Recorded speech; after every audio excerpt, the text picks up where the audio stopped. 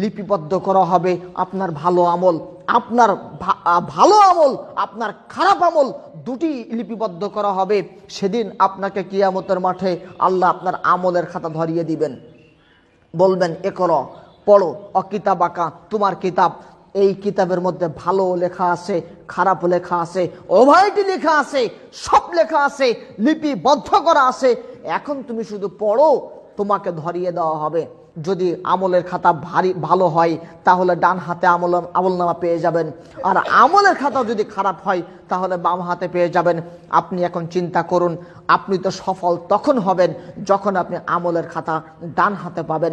আপনি তো সফল ব্যবসায়ী, আপনি তো সফল কৃষক, আপনি তো সফল মন্ত্রী, আপনি তো সফল এমপি, আপনি তো সফল প্রধানমন্ত্রী, আপনি তো সফল ব্যক্তি, আপনি তো সফল বাবা, আপনি তো সফল সন্তান যখন আপনি আপনার আমলের খাতা ডান হাতে পাবেন কিয়ামতের মাঠে। নচেত আপনি যদি দুনিয়াতে একজন ব্যবসায়ী হিসাবে সফলতা, আপনি যদি সারা দুনিয়াতে বিরাজ করাতে চান, সফল প্রধানমন্ত্রী হতে চান, সফল এমপি হতে চান, সফল মন্ত্রী হতে চান, সফল বাবা হতে চান, সফল সন্তান হতে চান, দুনিয়াতে এই সফলতার কোনো মূল্য নেই, 5 পয়সা মূল্য নেই, 1 বিন্দু মূল্য নেই, সরিষা দানা মূল্য নেই, বিন্দু মাত্র মূল্য নেই, এই সফলতার কোনো মূল্য নেই যদি আপনি আপনার স্থান থেকে আমলের খাতা ডান হাতে না পান। আপনার আমলের খাতা যদি সেদিন ডান হাতে আপনার প্রদান করা না হয়, এই সফলতার কোনো মূল্য নেই, কোনো মূল্য নেই, বিন্দু মূল্য নেই, সরিষা দানা পরিমাণ মূল্য নেই। কেননা যদি আপনি আপনার দুনিয়ার সফলতাকে প্রাধান্য দেন, এই সফলতার 5 পয়সা মূল্য নেই যদি আপনার স্থান থেকে আখিরাতে আল্লাহর সফলতা ডান হাতে আমল নামা না পাওয়া হয়, এই সফলতার কোনো মূল্য নাই।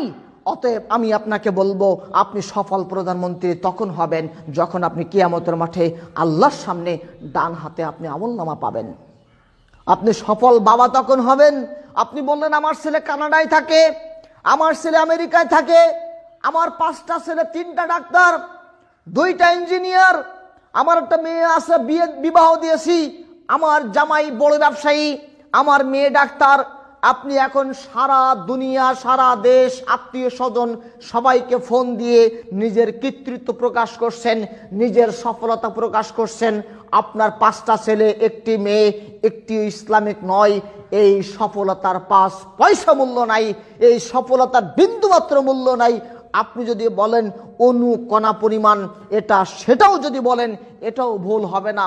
এই সফলতার কোনো মূল্য নাই যদি আল্লাহকে ভয় করে চলাফেরা না করে কিয়ামতের মাঠে আপনি আপনার স্থান থেকে ডান হাতে যদি আমলনামা না পান, এই সফলতার কোনো মূল্য নাই। সম্মানিত মসজিদের মুসল্লি, আমি আপনাকে বলি, আপনি কিসের সফল? কবরে যখন আপনাকে জিজ্ঞাসা করা হবে